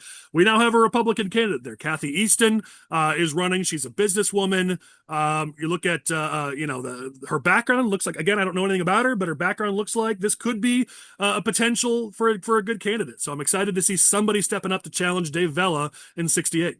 Yeah, I got to know Kathy a little bit just from campaigning in the 17th because it overlaps with her district some, and I've been really impressed. She will be a self-funder to an extent. She's already done a lot of great, networking towards donors in her area. I think she's somebody to keep an eye on for sure. And no matter what, I think she's got a career in politics because she's a sharp lady and she's got the work ethic. So nice. Remember, I'm going to highlight the good and I'm going to highlight the bad. Just looking at her announcement, we're going to talk about this soon. Republicans just do this so bad. It's just issue. There's limited theme here. Voters don't pay attention when you just bury them in issues. I've got, let's see here, property taxes, energy costs, overall cost. Never says the words cost of living because House Republicans refuse to listen to common sense on that. Need new leadership, not special interests. Tax and spend culture, bloated budgets, pension crisis, coddling criminals, appeasing radicals, quality of life, people and businesses are fleeing, focus on veterans and their needs, support senior citizens, protect our home values, assisted suicide, illegal immigration, business climate, jobs, pro-growth, manufacturing. I'm only halfway through the press release, guys. I guess I'll stop there because I think I've made my point. Like this, we got to get better at this. The voters don't pay attention to that level. Give them one theme. I don't know Kathy. Matt is talking about how impressive she is. I like Matt. I trust Matt, so he's probably right. Use that then. Use a theme. Tie it all together. You can't just have a list of every single issue in the dictionary. Nobody pays attention to that. You lose people. So again, not an attack on Kathy. I'm going to back you up on this a little. We got to get better at this. I'm going to back you up a little, and I'm going to give a piece of advice. Take it or leave it to everybody out there who's going to run for office, has run for office. You are you, and you know your region. So anytime press releases are getting done for you and you're looking them over, it is your job as a candidate to make sure your top 1, 2, maybe 3 issues are in there and they're being spoken to. And it's your job to make sure your region that you know, which is why you are the candidate, is being talked to directly. If it gets too cookie cutter or too template, and it loses track of who you are or what your region is, it is your job as a candidate to insist, we need to refocus in on this. Yep. I don't care if you're running for school board. I don't care if you're running for county board. I don't care if you're running for governor. If it's not a reflection of you and the area you are running in that you know better than any advisor, any outside consultant, if that's not in there, it's on you as a candidate. Well, now, listen, I will say the writing quality from the House and Senate Republicans is really good this cycle. So it's not an attack on the quality of the writing. It's messaging. It's finding a message that fits that district, that fits that candidate, that's a custom message for that race. And I get it. They've got, I mean, the Senate side, they've got what, dozen and a half candidates that they're announcing. The House has got just as many. Like, I understand that that's not possible. So the quality of writing is good. I'm not attacking them for the quality. It's just, you're right, Lee. For the individual candidates, you've got to make sure that you bring your local knowledge, pair that with the quality communication skills that the caucuses can provide you, and you've got magic. And you see it sometimes. I bet that's what happened in that 57 announcement, where you pair those two abilities and you've got magic. You've got great things there. But we can't have a situation where somebody who's never stepped foot in your district just typing up all the, listen, I saw this poll really well. Let's toss that in there too. It doesn't work. So I think, as you said, these candidates have got to make sure we've got a strategy for our race that can win our race, not necessarily the strategy that's being deployed, on the other side of the state. So I'm not saying I know this to be the case for Kathy's, but in general, if a candidate's getting a lot of pressure from the Senate or House to conform to a certain message in their announcement, what do you give as advice to that candidate? Because they're fearful they're not going to get the support. They're fearful that they're, what's the advice you give to them? Stand your ground, put out your words. Yeah, listen, I get it. Respect goes a long way. Yeah, I've seen it happen over and over. I've seen it happen this cycle. You're right. The candidates say they're funding me, they're supporting me. This is what they want. I got to go with it. The reality is, listen, I'm not going to make friends when I say this. They need you more than you need them.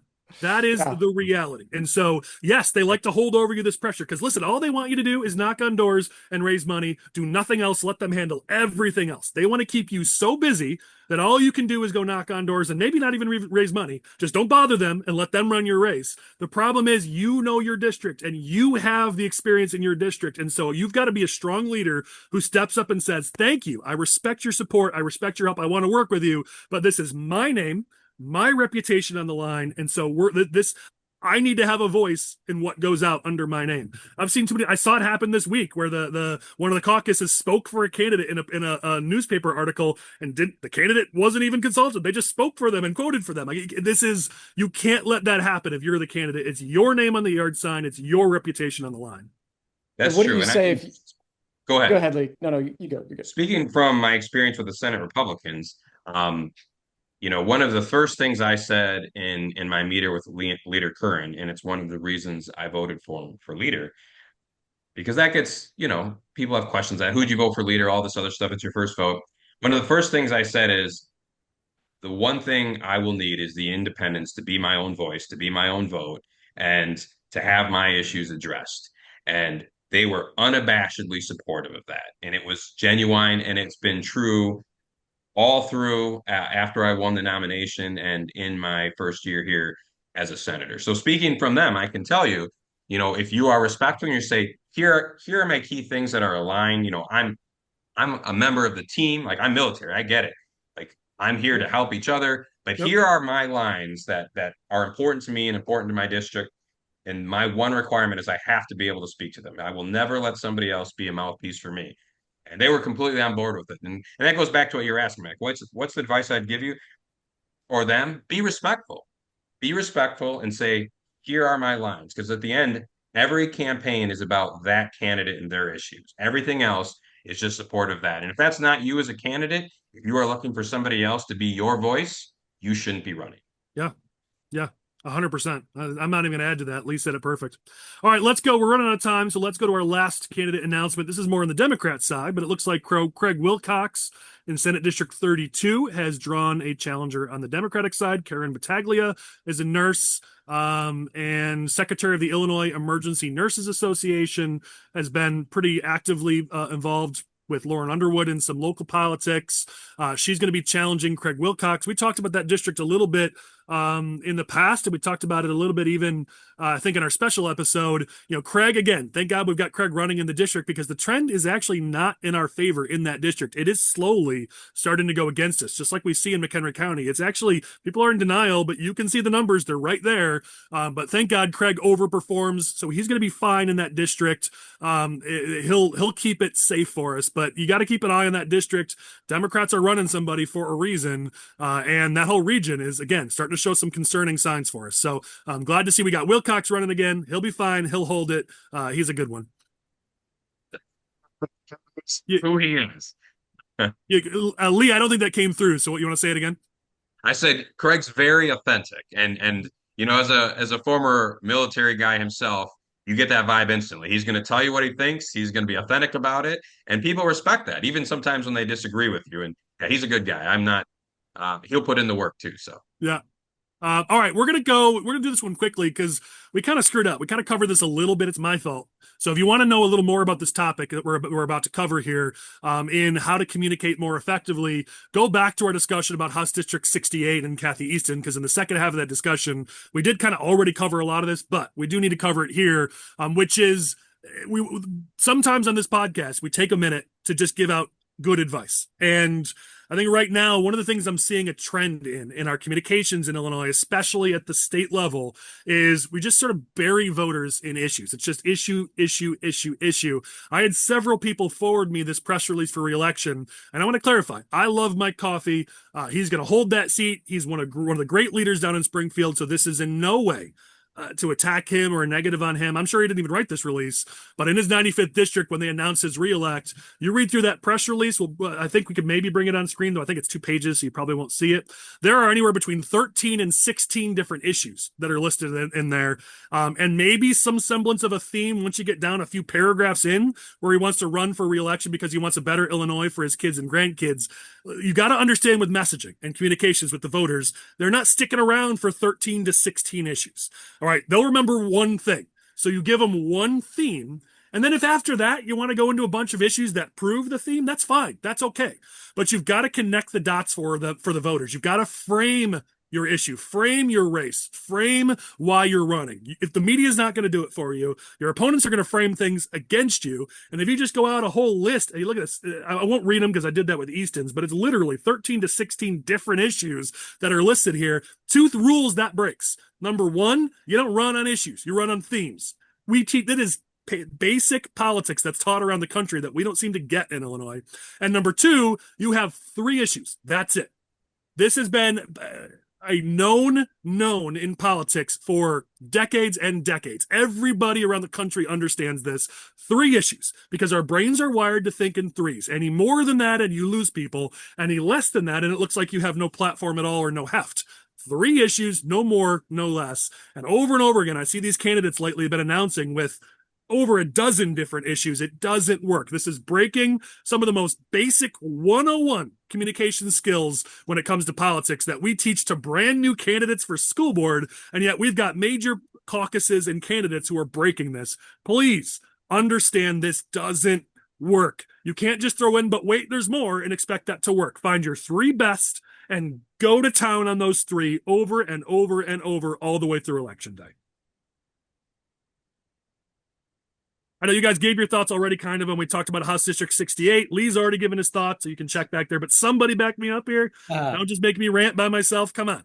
No, I agree. 3 issues, and make sure that they're in line with what your district is concerned about. Not, it may be an important issue to you individually as the candidate, but if that's not resonating with the district, then, put that on the back burner. It doesn't mean when you get to Springfield, you can't make that one of your priorities, but you got to speak to the voters where they are. Also, don't pull a Pritzker and try to grab every issue that happens and then get caught with your teeth in an issue that you're a blazing hypocrite about. Yeah. And don't be afraid to be district specific. Like, I know there's one specific district I can think of where the main issue in the district happens to be flooding. So any candidate who runs in the district, one of their top 3 issues is just flood prevention. Okay. Don't be afraid to get a little creative when you're looking at what does my district care about. It doesn't have to be a sexy issue like immigration, the economy, abortion, like all of those things. You could talk about them, sure, but like think about what really matters for your district. Don't be afraid to be a little unique. Yeah, and make it real. The whole thing here is, again, you need to be talking about how you're going to make people's lives better. Make it real for the working families in your district. Saying things like standing up for taxpayers, supporting job creators, defending individual freedom. I mean, listen, I get it. Those are Republican tenets. That's Reaganism. I love it. I get it. But that doesn't mean anything to the average person on the street. Tell them how you're going to lower their costs and help them afford to survive in this state. Again, another ding, this press release never mentions cost of living, not once. They hint at it a couple times, but come on, like talk about the things that impact people's daily lives. Don't be up here in the clouds and republicanism and all this. I get it. I understand. I'm a true Republican. I understand the tenets of the Republican Party, but this isn't. We're not in debate class. We're not in philosophy class. We are in winning elections. It's not enough to be right. You also have to be persuasive. And it's not persuasive to go to somebody's doorstep and talk about how government overreach is bad for the economy and bad for this. And it's just not the way our democracy should function. They don't care. They can't afford groceries. They can't afford health care. They can't afford their house, their mortgage. They don't care about these philosophical debates that we Republicans want to have. Talk about the issues that matter to voters. And it's not always going to be the same cookie cutter Republican issues. Every race, one after the other. As Chris said, what's the local issues that matter to people in your specific district? All right, that's enough. Let's go to our final couple segments here and close this down since we're almost out of time. We've only got a couple news you can use segments this week, but there are a couple of things you definitely have to be aware of. The Grundy-Kendall-Will Regional Office of Education has been caught using tax dollars for personal and private benefit. And when I say personal and private benefit, we're talking about supporting offshore casino operations, developing a private software that they then turn around and go make money on, misusing the Illinois pension system. This thing, I mean, kudos to the people who have dug into this. Jed Davis at the state level has stepped up to call this out. Raj Pillai, though, our good friend, he's really been pushing this hard at the local level. So have the Edgar County watchdogs. If you want to know more about this, because I'll admit a bit of it is above my head, go reach out to Raj on Facebook. He'll talk to you about it, or just go to aim4will.org. Aim, the number 4will.org. He's got all the details up there. This thing is juicy, and it took all sorts of FOIAs and digging deep to find this, but they've got documentation, they've got emails, they've got whistleblowers. This thing is real, and it's not really getting the traction that it should, but this is another situation of government in Illinois disrespecting our taxpayers and finding some way to personally benefit off the taxpayers, something which, Lee, I know drives you up a wall. Sounds like something a statewide Illinois comptroller candidate could be making hay off of. That's a very, very good point. This is something that the incumbent regional superintendent of schools in Will County, Republican Lisa Caporelli-Ruff, has been trying to get momentum on for a long time here. And the media, they've given like some reporting to it, but you'd think this would be a much bigger deal to a lot of the media that there's such misuse of tax dollars that took place under former administrations in Will and then Grundy and Kendall counties as well. So this is hopefully going to blow up to be a little bit bigger. It's almost, I think one of the problems is that there are certain people in Will County Democratic politics that this whole scandal affects, and they may or may not be in high-ranking elected office right now. So that's why they don't really want to touch this issue. But just something to keep an eye on for Will County, a trending Republican county, and we got to pay more attention to stuff like this. Yeah, I mean, listen, I'll give Caporelli-Ruff the final word on this. She said this isn't about one bad actor. This is a network of insiders who gamed the system for years. Our students, educators, and taxpayers deserve better. I couldn't say it better than that, so she gets the final word on that topic. Next thing is something that I've been noticing a little bit as you see these stories come out about Illinois and the funding they're providing to schools this year and how they are trying to increase the base minimum funding, the EBF investments, and all that. Here's something that I've seen a lot at 3 different times. I've got 3 different stories in front of me where they've all mentioned that number one, actually school districts are going to be lower on average in their adequacy funding because of 2 factors: the rising cost of education, which is inflation, which is costs, which we should be talking about. But here's the other thing that they're not really highlighting. It's the drop in business revenue.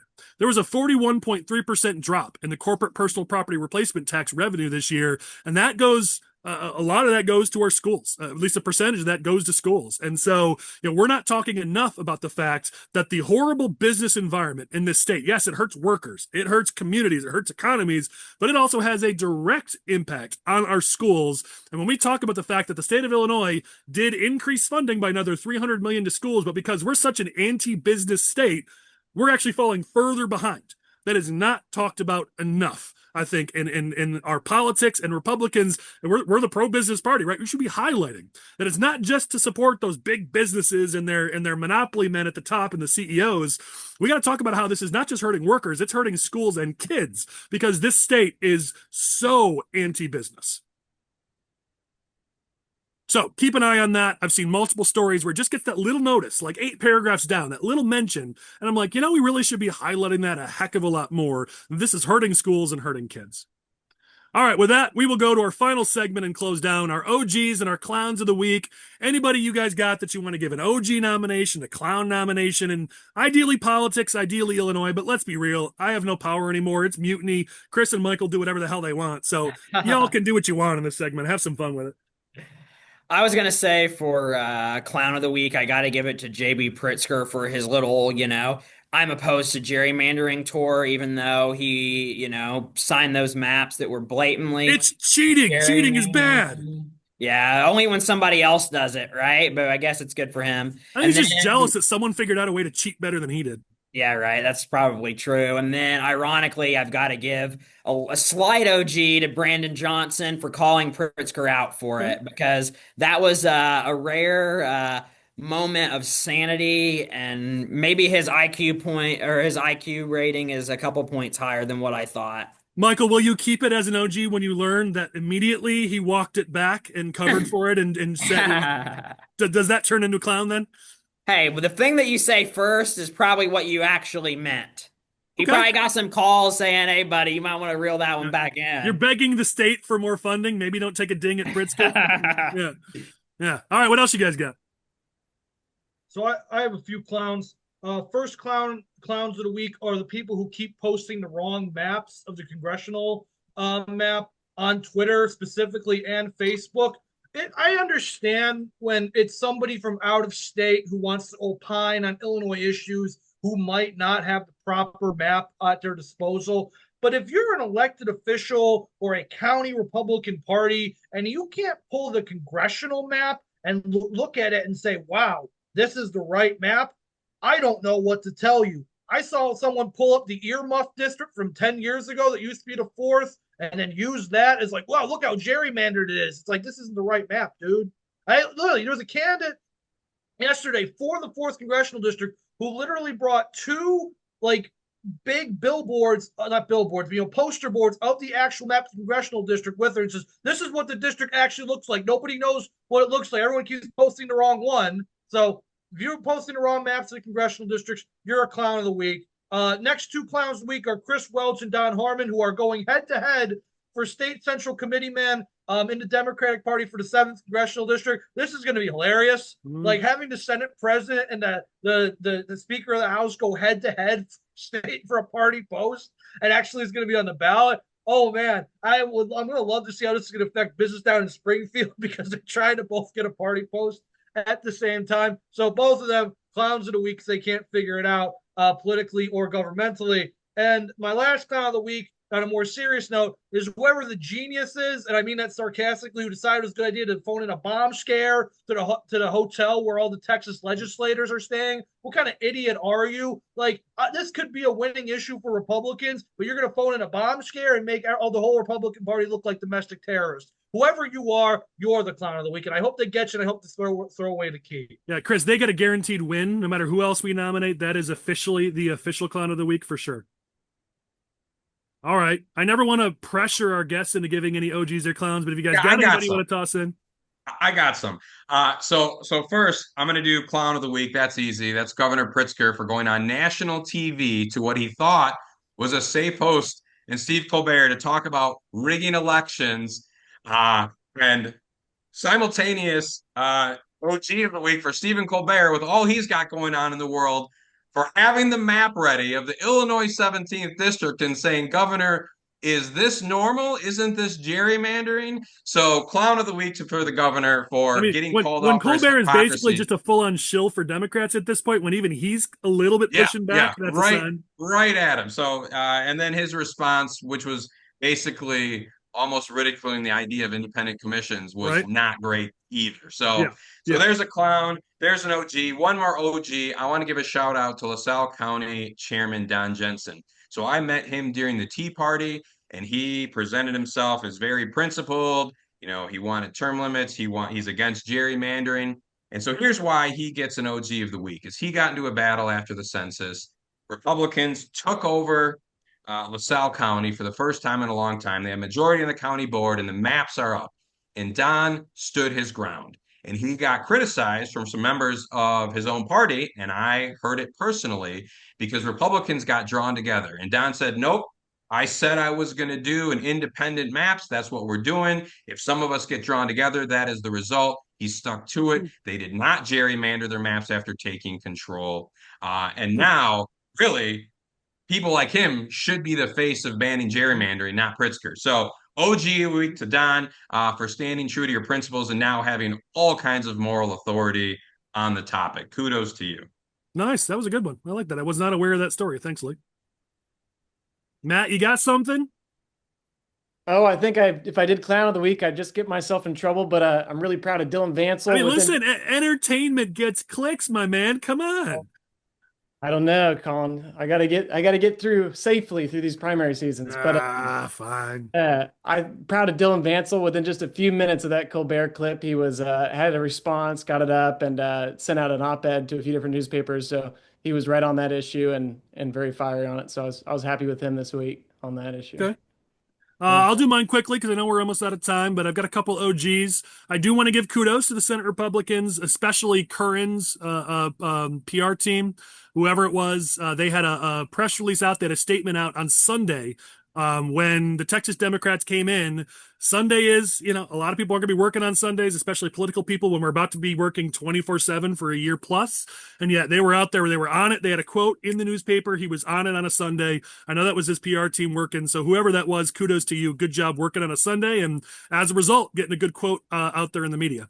I also have as an OG former state rep Dan Calkins. It's really actually not him, it's his wife. So it's Dan Calkins is now running for the Macon County Board. And listen, there were a bunch of Republican announcements for county offices, for state offices that aren't really as close to the margins of being competitive, that we just don't have time to talk about on this podcast. So I usually wouldn't bring up a county board announcement, even though it is someone who's been on the podcast a lot. But it's his wife, because she sent me a message after the announcement, and she said, so this I'm quoting, "I guess 6 months with me was enough to make him rethink retirement." So Joe, we love you so much, and that was awesome. For that comment alone, you get an OG nomination. Well done, Joe. Michael, you just unmuted yourself. Did you have a thought, or are you just playing around? All right. Go, Dan, go. All right. And then we've got a couple clowns here. So Delia Ramirez, when she was in Mexico City this weekend, telling a crowd in Spanish that she was a proud Guatemalan before she's an American. Chicago Tribune rightfully called this out. Listen, I am one of the biggest supporters of people who come to this country being able to celebrate their heritage, because it makes us stronger as a country. We got Lee here. I mean, we celebrate those who come to this country, regardless of whether they're Irish American like me or Guatemalan American or whatever it might be that Ramirez is. But that's not the point here. She tried to spin it as people just attacking migrants or immigrants. And no, you didn't say that.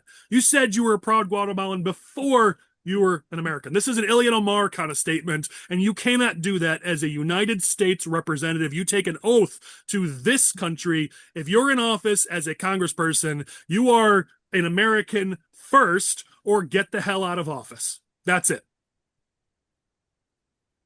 I'm on fire about it. Apparently, I'm the only one. But all right, I'll give my last clown of the week. This is for Pritzker. Michael, I think you were the one who flagged this on our Discord, but JB Pritzker got the Champion for Families Award from One Family Illinois, which is a foster care nonprofit, getting money from the government. I'm sure another one of those NGOs that's I'm sure getting plenty of cash from state and federal government. They decided to give JB Pritzker an award for being the Champion for Families right as we're talking about DCFS failing the kids and the families of this state at just an epic level. And there he is cheesing with an award for being the champion of families. Pritzker said it better than anyone. There's still work to be done to ensure that every Illinois child grows up in a healthy, supportive environment. I would counter, there's a hell of a lot more work, and you do not deserve that award, Governor. Give it back. With that, let's do our closing thoughts.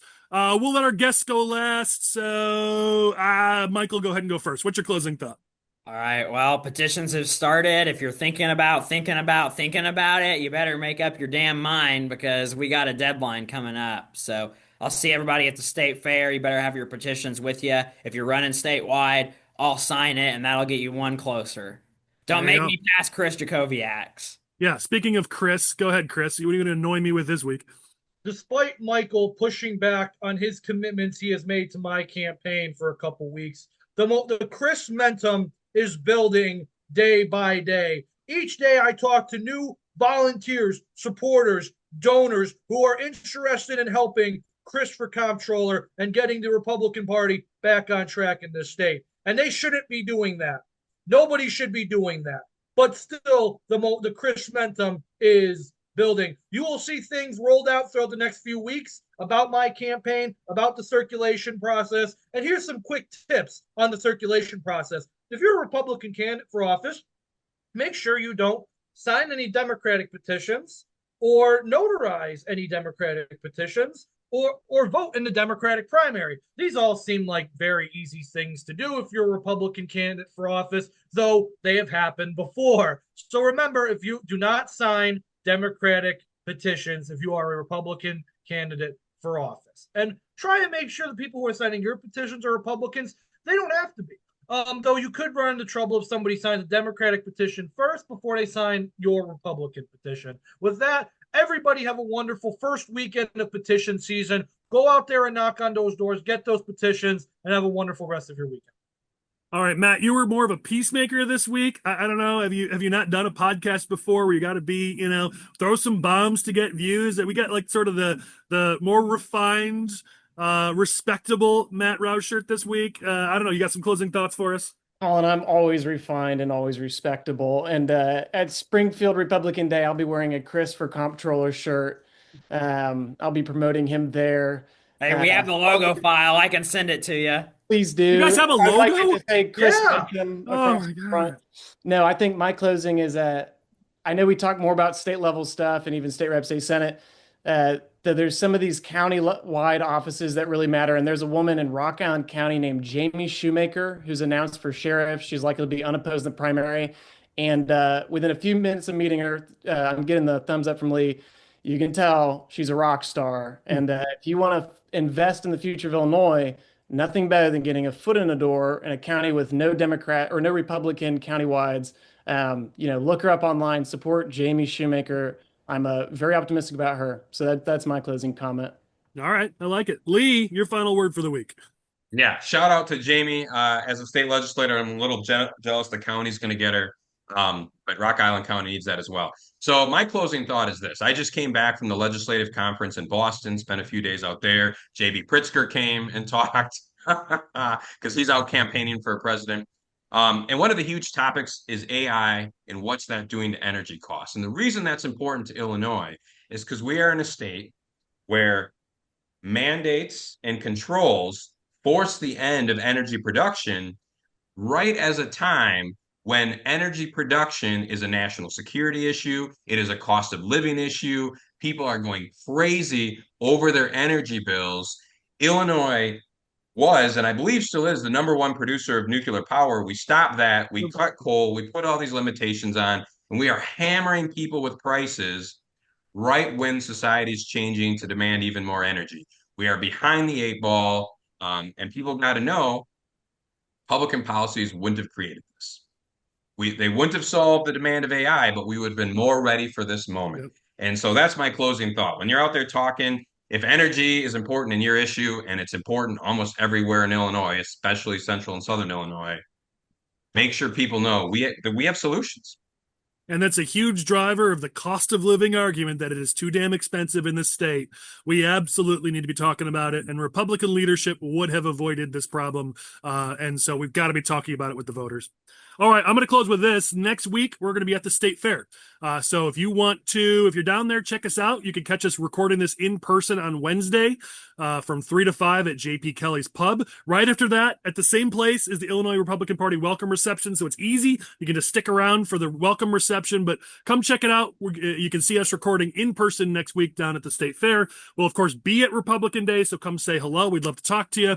And in the meantime, please, if you know of somebody who wants to run but maybe doesn't have support, I get it. Running statewide by yourself is impossible. I still have the pieces of all the work I put in to try to find a team. If we could find a few more, this could maybe be resurrected. So if you think, hey, I can't do it myself, but I'd be willing to be part of a team, come find me at the state fair. Let's talk, because we need candidates. With that, we'll catch you next week at the state fair. And here's hoping it's a heck of a lot cooler than it is today. We'll see you guys next week.